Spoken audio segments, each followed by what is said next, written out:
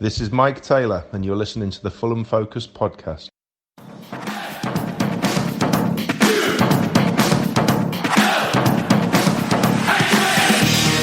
Hello, and welcome to the Fulham Focus podcast. I'm Jmac, your host. Well, it started well, but unfortunately that's a loss to the team top of the table. Although it was a decent performance, it's somewhat becoming a bit of a broken record, playing well but losing, or not grabbing all 3 points when offered on a plate by the opposition. Could we have done more? What does Mitchell have to do to come on earlier or start the game? And how many times did you write FFS Cav or FFS Ruben to your Fulham mate on WhatsApp this evening? Let's find out. Don Love and Matt Domm are with me. Fulham. Right, so once again, ladies and gentlemen, we are coming straight after the game, so there is not really much of a schedule here. We're just going straight for it. Might be a bit rough and tumble here and there, and I'll just go straight to our opening thoughts of this one. Matt Dunn, mate, you were quite vocal about your thoughts on the WhatsApp group. I'll go straight to you. What did we learn from this game, sir? How are you feeling? I'm drained. I'll be honest with you. It's really difficult to watch us at the moment. My opening thoughts are: can someone explain to me what Cavallero offers that Mitro doesn't? And yeah, I understand the defensive contribution of players. I get that we're harder to beat or whatever, but we don't need, as far as I can see it, we don't need every single player closing down the opposition in our own box, because Cavallero fine does that tick. But he can't finish, so what's the point of him being a striker? Genuinely, I refuse to believe that Mitrovic is so slow or crippled or whatever people seem to think that he can't get himself in the box to finish a chance, because we scored what, 50 goals for us? Yeah. What's wrong with him now? That's there you go. I'm going to throw that straight out there. Well, I mean, Dom, what do you think about this, mate? I mean, I can understand maybe why Mitro didn't start, but maybe he could have come on a bit earlier for this game. And Cavallero, look, let's just get this straight now. I thought Cavallero had a terrible game. I think everyone thinks he had a terrible game. I can't fault Cav for not being a centre forward by nature. That's not his fault. But as a winger, at least, you should still have some quality in the chances that he's been given. And he left the ball trailing behind him multiple times today. He just lost the ball too many times and missed so many chances. Don, what are your thoughts about this? What did we learn? Gluteus Maximus. I don't know. I'm assuming it's still hurting him, and that's why they're not putting him on. Didn't he pull that last time? And maybe he's not a full even 30 minutes, 40 minutes match fit. That's the only thing I could figure is why he was put on and not Cav. Although, if you look at the way we lined up, to me it looked like we actually swapped Lookman and Cav. Okay, and so Lookman was actually playing more in the middle, more as the forward attacking striker, and Cav was more out on the wing. So if Lookman's going to play up top, you can't have Mitro out there on the wing. I mean, that's just not going to happen. Now, again, if Mitro was in there, obviously Lookman would have been out on the wing. But to me, that's what the way it looked the lineup happened, is Lookman was more up top and Cav was out on the wing. Back to Cav real quick. Oh, my God, he gets a beautiful ball put through. I think it was by Zambo. There's the chance right there, and he takes a heavy touch and just dribbles it right out of bounds. Yeah, 36 that was a hair-pulling moment for me. That was definitely me going to cause myself to go prematurely bald. So there was actually a point where Matt Dom on the group said that he'd rather AK-47 come on than him, and that's big words for you, isn't it, Mr. Dom? That says everything, doesn't it? And I think even Morgs didn't disagree. I don't know if he agreed, but he certainly didn't question it. Do you know what? At this point, we haven't seen, as much as I don't think AK is a Premier League footballer, as much as I think he's a bit of a waste of a squad space. Why not play him if you're going to play Cavallero at this point? Because, I mean, I don't know. Cavallero's got nothing to offer. Nothing to offer. He gave it away every time he touched it. Heavy touch, as you've said before. It's just, I don't know. It's not working. It's not working. Well, look, another person that was in the opening lineup, as you alluded to, Don. I mean, you mentioned Lookman playing more as a striker in this role, and for you, Cavallero maybe more of a winger. But Ruben Loftus-Cheek. So look, I'm talking about the negatives too much. We'll go on to the positives like the goal, but we still lost the game, so I'd rather talk about the negatives first. So Ruben Loftus-Cheek, just once again, an invisible first half. And the second half, he improves, but the chances are just not being taken by him at all. Skies it multiple times and just not on target for a one-on-one with the keeper. What did you make of Ruben Loftus-Cheek in this game, Don? Are you getting fed up with him now, or do you still think this is something we can just keep winding out with the more we start him? Oh, man. I really tried to concentrate on watching him during this match because everybody's just been harping on him, how awful he is, how he brings nothing. And so I really wanted to see him really, really do something this game. And the first half, he was just invisible. I didn't even know he was out there, to be honest. The second half, he started so well. He had 2 great moments where, he took on the player, beat him first touch, took the ball to the byline, and gets a nice cross across that nobody's there to, unfortunately take advantage of. But other than that, he again kind of fizzled for me. And, like you said, he had a chance there where the ball fell nicely to him, in the box, and he skies it. And he made so much work. He did so much work to make that chance. He pushed through the middle and with some really nice pace, and then gives it to Lookman, and Lookman crosses it in, and it goes over Mitro and goes to yours truly with Cheek, and just completely boots it in the air. And you can see his frustration. He knows that he's having a terrible game. He's just slamming the grass with his fist, and you just know it. But you can also see in Scott Parker's eyes as well. I mean, you can just see that we are in so much need of a finisher in this team. But like you say, Dom, I mean, Mitchell comes on early and maybe things could have changed. But there's that header that he had in the last minute, but that header wasn't on target. That was just luckily coming off deflected off one of the United players. But I don't know. The reason Mitchell's not starting is strange. There could be injury problems. I think he can press, maybe not as fast as others, but maybe we're just seeing the reason why. Is it the same reason, do you think, as why Rafa Benitez dropped him for Newcastle? Is it as simple as that, maybe? I can't believe that Parker's...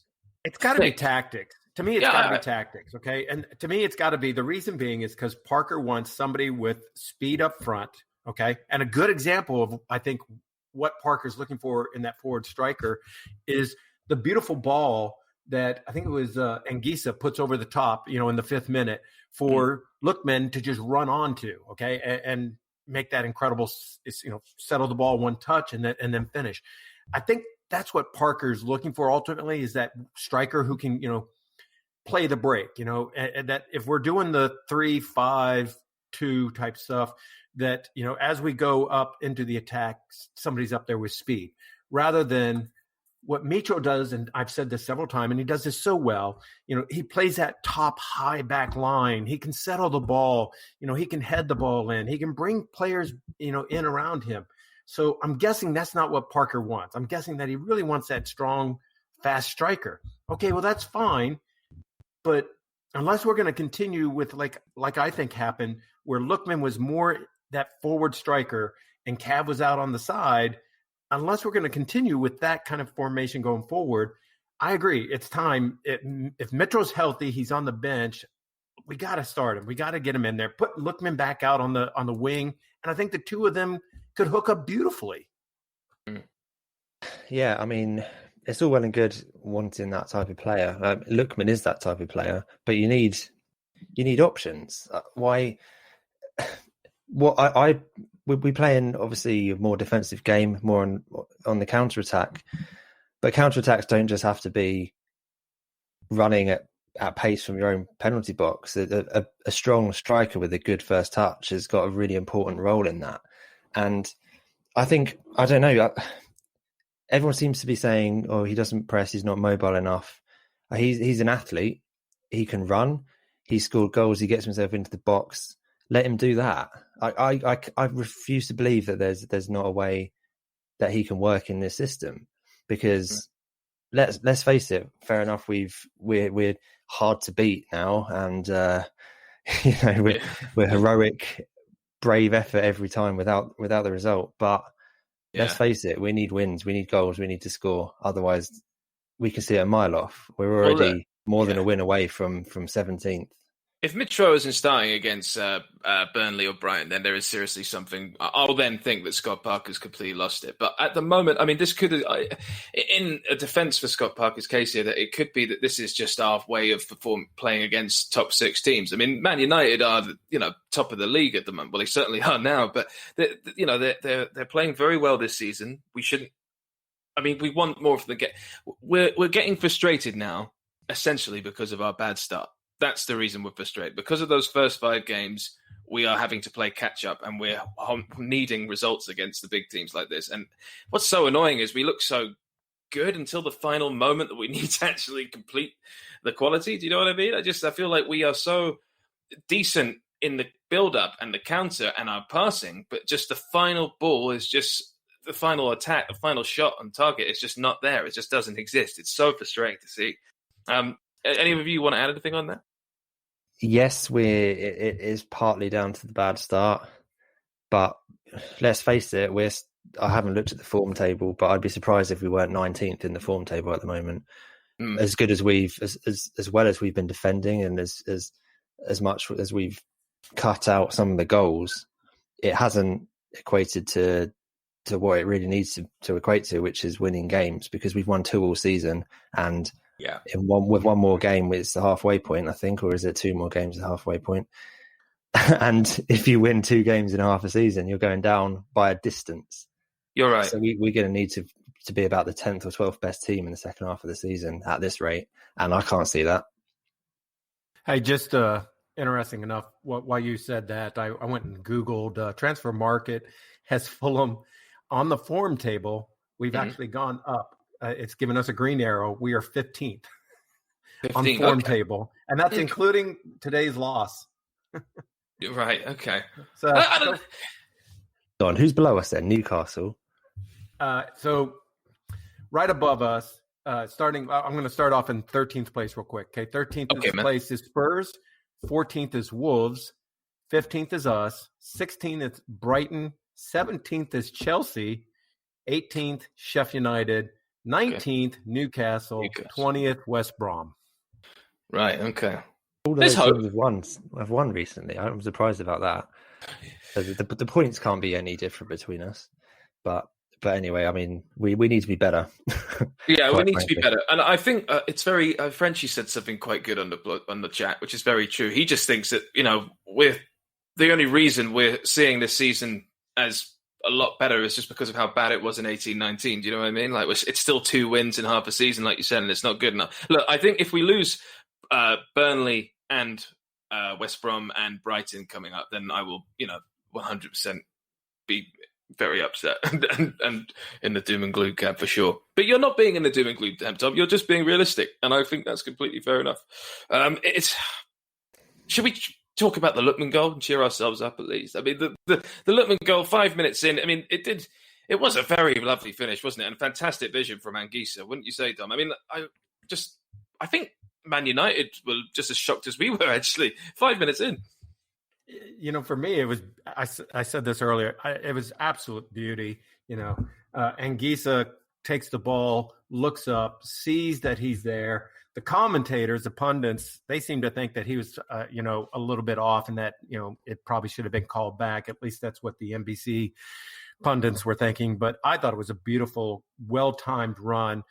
Anguissa puts it over the top. Again, Lookman just looks over his shoulder, takes one touch, settles, takes his time to look around to see where are the defenders, who's around to maybe if I have to lay it off and help. Sees he doesn't have any options, puts it right through to the back corner across goal. So, for all those, I was kind of doubting whether or not Lookman should be that lone up top striker. But for all those who were crying out that he should be the guy instead of Cav, they were right. Yeah, absolutely right. It's just such a shame because of us not being able to finish probably, but also the mistake from Areola, which we'll come on to. But, that Panenka penalty now, Lookman is really sort of paying us back for, I think. I mean, it was a very nice finish, and he was just, again, one of our best-looking players on the pitch today. Any of your thoughts on this goal, Dom? Yeah, it's a great goal. I mean, he's learned from that penalty, hasn't he? And he's matured, and he's become probably our best player. I mean, I'd say easily our best attacking player. even though Bobby Reid is our top scorer still, I think Lookman is far more dangerous. It was a lovely goal, a really well timed run. The sort of goal we need to score more of, as you said earlier. But another positive is we started well in both halves. But the downside is probably only for about 20 minutes of the game were we really likely to score or on top of it. That's kind of the start of both halves, and then towards the end when we were chasing it. The rest of it, I think, I think the better team won, as you'd expect as it's United. But I just want some of these supposed good performances to turn into something. That's what's really frustrating me, because each game goes by, it's a draw or it's a defeat, and we're further away. But anyway, let's move on. It was a good goal. Well, yeah. I mean, let's quickly talk about the equaliser in the 21st minute, Cavani. Now, Ariola's been great for us here, and I mean, I think we can give him a pardon here today, don't you think, Don Love? Just because of how wonderful he's been. I mean, you do watch it on the replay, like you just really do wish he could just get his hands to it a bit quicker. Well, we got really lucky just seconds before that when what was it, Fernandez that put the ball, hit the bar, shoots across goal, pops back out. United's able to still control it, maintains control, gets a cross back in, a very low cross right back across the box. He does well. He gets down. I just wish he could have collected it. I just wish he could have gotten his gloves to it and collected it. Instead, he palms it out. It wasn't a very strong palm. And you leave it out there for, what's his name, Cavani. Oh, my God. If you're going to lay a ball out there at the top of the penalty box for him, top of the 18 or the 6, he's going to bury it every time. It was a gift. So there wasn't anything, sadly, that – I don't know, maybe if there was better defending out there and the cross never comes in, but that's the only mistake that, Aurora has made. And he's still, I'm sorry, I'm not going to be harsh on him. He's still a fantastic keeper. No, I mean, he made a great save just after that. So, no, So, and he kept us in so many games. So I can't be harsh on him. It's sad that he couldn't have made it happen, but yeah. Everybody's going to have one mistake every now and then. So. Well, that's right. And look, United was smelling blood quite a lot after that. It was mostly United. I just want to get your thoughts, Matt Don, really quickly on Joe Bryan this game. Do you think I think he had a good half. He had both halves. I mean, he made a really weird throw-in at one point. I mean, to the point where I don't think he sort of shrugged and wasn't sure what was happening. But yeah, he just didn't really get as forward as silkily as Robinson this game, don't you think? Yeah, it's the sort of performance from Joe Bryan that we don't normally see from him, where he's quite competent defensively, which is not his strongest game. But he was fine. I think of the two, I'd rather Robinson was playing because he offers so much of a threat getting up and down the line. His crossing obviously is nowhere near as good as Joe Bryan's, but just by being there, that presence I think makes us more dangerous going forward. But Joe Bryan can't get up and down the pitch as much as Robinson does. So I guess he was asked to be a bit more defensive today, given the opposition. But he played well. He's a decent replacement to come in when Robinson's not starting. But I think Robinson is far and away the better left back. Yeah, it did. We did notice the lack of Robinson massively, and arguably maybe a bit of Bobby Reid as well. It was quite a big halftime talk for Scott. I mean, the substitutions, we could have maybe brought on some people more earlier, but we didn't. We went straight back onto the same team. And I'm just looking here, these notes here. You've got in the 57th minute, you've got the Cav break and leaving the ball behind, which we've mentioned. Then the 58th minute, you've got Loftus-Cheek just doing a really weird lob into the ball, into the box to no one. It goes out of play. 59th minute, you've then got Joe Bryan who crosses it to absolutely, Rosed. And eventually, you've got an absolute worldie from Pogba, I think, in around the 64th minute. I mean, you can't do anything to stop that, really, can you, Don Love? I mean, you can say you can get close, but what are your thoughts? If I recall, he's got the ball out on the the right-hand side, I think, deep left-hand side or right-hand side. you've got Reed who's come in, to help out defending that, and Progba just gets by him, and I think it was Cav, if I'm not mistaken. So he goes through two players, and then we just sat back. There was no pressure on him whatsoever. If you're looking at it from the goalie, from Iora's, look, you're just thinking, holy shit, there's nobody there. It's wide open. So of course he's going to hit it, and it's a beautiful strike. I'm can't take anything from that goal. It was a beautiful strike and hard to defend. But yeah, there was no pressure, absolutely no pressure, sadly. So, yeah, I think it's a great goal. It's annoying that Pogba seems to step up when he plays us, because the United fans I know don't seem to like him at all. I think someone's just got to get close to him. We've got 3 or 4 players kind of stepping off him. Someone needs to go in for a tackle, even if they give away a foul. I just think you can't give a player in this league and against any team that amount of space to shoot, because a lot of them can find the corner as he did. So I think we've got to do better, but that's not to take anything away, because it was a great finish and he still needed to do an awful lot from there. Yeah. I think fair play. And look, the 65th minute, you've got Areola, who makes an amazing save for a Cavani header. I mean, literally, I think like less than a minute straight after this goal. AK-47 comes on for Cavallero in the 70th minute. How were you feeling when you saw that, Matt Dom, really quickly? Because you said you got your wish, but I mean, how do you think Kamara did? I think he had one good moment in the 74th minute. It was a pass, wasn't it? Yeah, great ball to Loftus-Cheek. He should have done better. But, I mean, I wasn't... You know me, I'm never jumping for joy when AK starts warming up, because I just don't think he's ever going to do anything.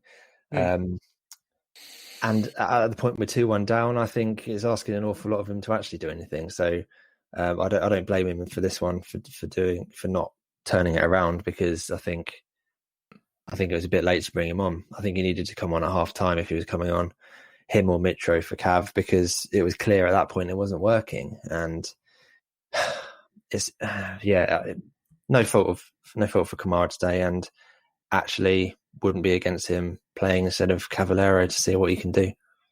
Yeah. I just... It can't be worse. Can he be worse? Surely not.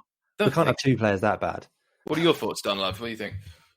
I don't know. I go back and forth when it comes to AK. There are times where I try to be his true champion and cheer him on and say, oh, I think this would be great. He can do things. And then you see things, like last game where he just looked lost on the field when he came on that last game. And this game, I didn't really see him do a whole lot. So I don't know. I assumed he was. I mean, he got viciously attacked at one point. Oh yeah. Apparently he was taken out hard. He went down hard, screaming, holding the side of his face. Yeah, but it just generally it is weird in the WhatsApp group anyway, when a game where AK-47 is on the pitch and it's actually not him getting the abuse. It was Cavallero. I think Cavallero and Ruben Loftus-Cheek were the ones getting all the abuse, not from Fulham Focus necessarily, but all my other Fulham mates just texted me just saying, like, get him off to both Cav and Loftus-Cheek the whole time. Oh, dear me. I mean, I've run out of notes here, guys, because I haven't really... There's not much else to say. I mean, we could talk about the subs, of course. And Mitro and Lamina come on for Aina and Grisa. I mean, good. Lamina coming on? Not really. I didn't really get that one. Yeah. No, I didn't get it. I mean... What's he gonna unless do? You're just thinking, okay, I've got to have some fresh legs back in the defense. I don't want this to get any worse. And he, was thinking that if all I could think is that Parker was thinking, okay, fresh legs on. I don't want this to get any worse, and I don't want them to get a third goal because we're still in this. But at that point, for me, I never thought we were going to get anything anyway. So why not bring on like Mitro earlier instead and go for it? Just go for it. That would have been my thought process. The only other thing I will say about this match, and then we can move on to Parker ratings or whatever, is, again, Mitro only coming on for those last 10 minutes or so. It makes me wonder if his injury was a little bit more than what, we're thinking. Because, a lot of times when you have an injury like that in your glutamus maximus or your high rear leg, they take weeks, not days, to really recover. They need time. So maybe he's just not a full match or even 30 minutes fit. That's the only thing I can think of is why he came on instead of AK. Don't put him on the bench then. You're right. Absolutely, you're right. There's no place for a player he can only play 15 minutes, 20 minutes in a game. There's absolutely no use because he's not going to do anything. I don't know. Sometimes I'm screaming out for Parker to be more ambitious with his substitutions or more ambitious with decisions he makes, because he brings off Anguissa, who looked back to his form to me today, for Lamina, which is a like-for-like sub when you're losing. Were we losing at that point? I think we were. He doesn't really make changes until later on normally, does he? And then AK comes on with 15 minutes to go or whatever, Mitro with 9 minutes to go. It's almost like he doesn't want to concede again, if that makes sense. It just shows some more ambition. Go for it. I don't care if we end up losing 3-1 if we're trying to go, if there's a chance for 2-2. Same with any game. I'd rather lose 1-0 than draw 0-0 in some cases, because that's how desperate we are for points at this point. And another thing on Parker, sorry, before anyone cuts in. I'm not gonna call for his head or anything like that, because I've made the commitment that I'm going to give him the whole season. I don't think many managers would be doing a lot better than he is. But I'm wondering if he has mistakenly put our recent improvement in terms of performances, not points, if he's put that too much down to the way he set us up to play and hasn't given enough credit to the partnership of the three centre-backs at the back, or certainly Anderson and Adebayo, because I think they're a huge part of our defensive improvement. And I don't think it was a coincidence that they started playing and we immediately got better. It happened to coincide with the fact we changed the system a bit, but I think there's a lot of space to be more ambitious. And I think he's potentially making a mistake of thinking it's entirely down to that. And that's why he's insisting with Cavallero when there is a space for to be more attacking within it. I don't know. Yeah. Let's just throw that out there. That's a fine point, mate. I think that's a fine point. And I've got to say, it's all margins as well, isn't it? I mean, look, you've got those chances that if Cheek just buries one of three of those big chances in the second half, then, we could have had an equaliser. Or Mitch, he was only a few inches wide of the post with a deflected header. But I'm just so sick of us always saying it's fine margins. Well, I am, because I'm trying to be positive, but it's just so boring now being so close and just never a fucking cigar. But with that, let's go on to your Parker rating really quickly. Give me your numbers, Don, love. At the beginning of the game, just from the get-go, within the first 5 minutes, I just said a 7, okay? I'm going to drop back to a 6, though, and I'm going to go stick with a 6, and the reason is the subs. For me, again, I didn't understand the Lamina coming on. Good to see him come on, okay? Don't get me wrong, but I didn't understand him coming on. And, again, I would have thought Mitro would have come on in front of AK, and we'd have gone more for it rather than, hope that we're going to hold this and get lucky on a breakaway or something. So I'm going solid 6. I just wish he'd have done the subs earlier and differently. Yeah, I mean, I think I'm going to go for a bit lower. I'm going to go for not 4.5. I'm going to go for a 5, just because look, it's Manchester United. They're top of the league. It's a good performance, but not good enough. And I'm not going to say they were there for the taking. I think Chelsea were more there for the taking than Man United today. But I think we may have just got overexcited, maybe from scoring early and thinking there was more fun to be had than there actually was. However, the subs, yeah. I mean, Josh Onomah, for instance, he could have come on. He could have made a very big difference instead of Lamina. That sort of, attacking quality he has anyway. So I'm going to go with 5. What your number there, Matt Dom? I guess it's going to sound a bit harsh, but I'm going to go 4. Oh. Mostly, maddeningly insisting with Cavallero for. I just cannot see the reason why anymore. So 4 points off for that to begin with. Another point off for not seeing that by half time and changing it then. And then another point off for essentially pointless substitutions, because I don't know what he was expecting any of those to do at that point in the game when they came on. Not there for the taking, but any game at home, I think we want to be looking to get a result, even though it's United, even though whoever it is against Liverpool, we got a draw. I think we're good enough. I think we should be looking to get a point from this sort of game. And when you're leading, we're well in with the shout. But just the same kind of failures came through again by the end of the game, didn't they? Couldn't finish the chances. Bad first touches from players who aren't strikers, who are playing as strikers. And I think the finishing, I'm not going to blame Parker for, but the insisting on trying something that I don't think is working at the moment is what drops it down for me. Fair enough. And look, we had 12 shots to their 15, and we matched them with 5 shots on target each. I mean, it wasn't. We had 38% possession to their 62. It wasn't a complete. We weren't completely outmatched in that, but we just need Mitro to start more, or we need that striker, don't we, in January, and hopefully that'll happen very soon. Yeah, you could see in Parker's eyes, just on all of those chances that were missed by either Cav or Ruben Loftus-Cheek, you could just imagine him just sort of trying to, telepathically just talk to Tony Khan and say, "Hurry the fuck up, mate." Anyway, let's move on, and after this, we'll very briefly, because it's late, we'll talk about Burnley in the FA Cup. Fulham. Right, like I said, this is going to be very speedy. FA Cup, Tom, what would you do with the lineup? Same team? Would you take this seriously? Good practice for Burnley, who obviously is our 6-pointer team of the season. Can we go in for some 2-footed tackles all game long? Yeah. if they've got any first team players in there. But I mean, he's going to rest some players. Mitro will probably start, seeing as he's now a reserve. Lookman won't play, Anguissa won't play, Ream and Odoi might come back in, Rodak probably plays. You can pretty much name the team. I'd like us to win, but the game on, is it Tuesday or Wednesday? Wednesday, I think, afterwards, is so much more important right now that I don't really care if we win or lose. It'd be nice to win, but if we lose, I'll go, and then move on with my day, I think.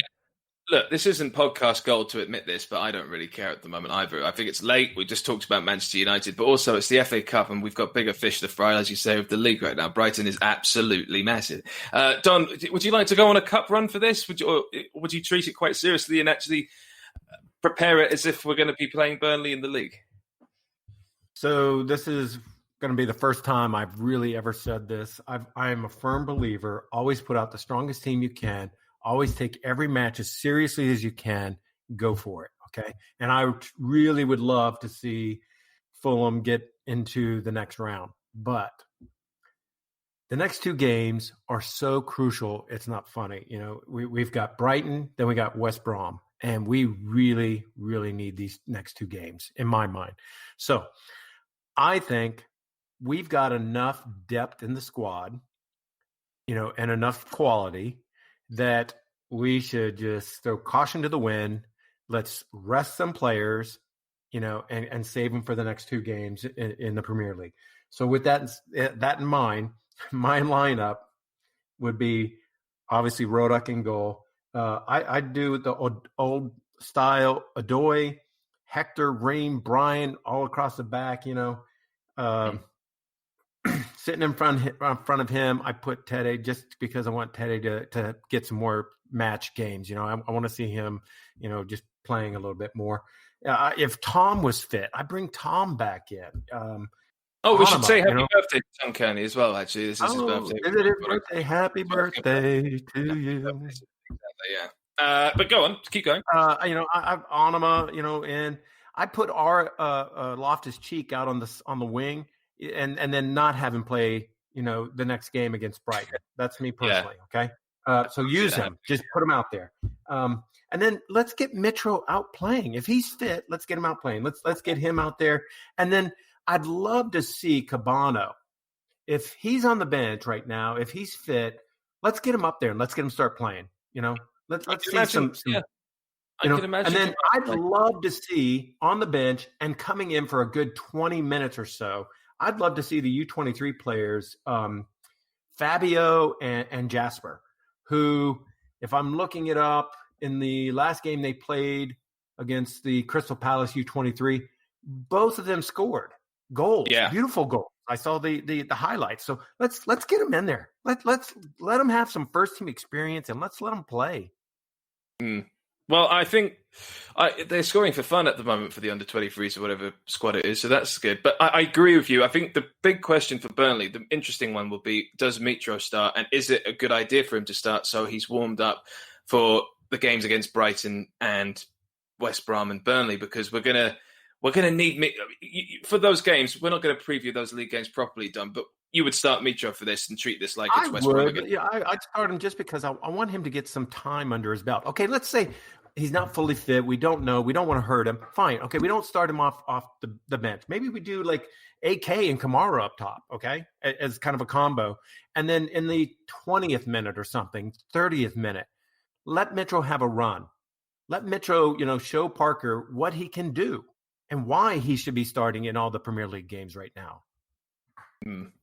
Well, let's see. I think I just don't care about it. Isn't that awful? I don't care. I just don't care about the FA Cup. Play Cavallero at left back or at centre back to punish him for what he's done tonight. That's all I want to say. I'm not going to be. I cannot be hard on Cav. Everything I've ever heard him speak or done, he has a great personality. I think, and he plays his ass off on that field. He really does. Unlike if you watch him and you compare him to Loftus-Cheek, Cav is moving all the time. I agree with that. Loftus-Cheek, I see him walking more times than not. So I would take Cav right now over Loftus-Cheek from what I've been watching and seeing, okay? I'm going to say that right now. I understand people's frustration with Cav. Yes, there are so many times he should have done something, should have been better on the ball, but I really like him as a guy. I'd love to see him score more. But I don't deserve to start. You are a nice guy. Like you are, and we're all nice people here. And it's just nice to see you all anyway. So we'll wrap it up there because you're all nice people.